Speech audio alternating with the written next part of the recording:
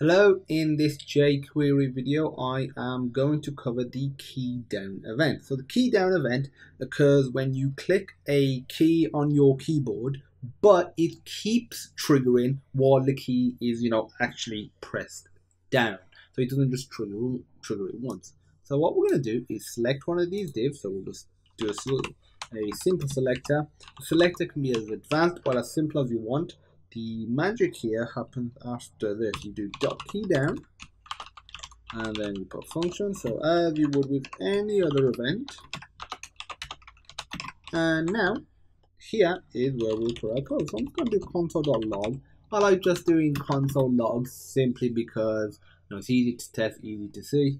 And if I just say key pressed, if I save that, reload, and if I click OK, so I'm going to actually, I would need to highlight this, so it's going to be sort of difficult. Let me change these to inputs. That would be a much better way of doing it. Input, and I'm going to put type equals text, and I'm going to put I won't put any value or anything. I'm just going to assign an ID to it. Okay, I don't need to assign an ID. I can select the input directly. Again, whatever selector you want is up to you. Okay, so if I just save that now and reload. Now if I press a key, so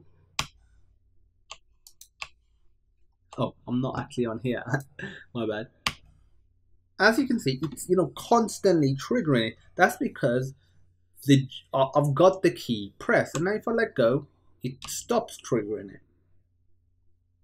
So that's what the key down does. If you actually want to know which key is being pressed, then you just want the event parameter, and what we could do is just say event dot which,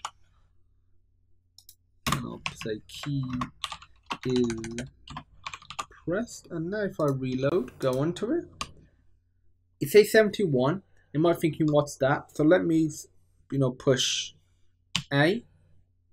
It is ASCII. So it is the ASCII number. So if you want to know exactly, what it is, I'll recommend opening up an ASCII table and taking a look at the values for the different keys. You just need to go to what character you're looking for. So A, and go to decimal. As you can see, it is 65.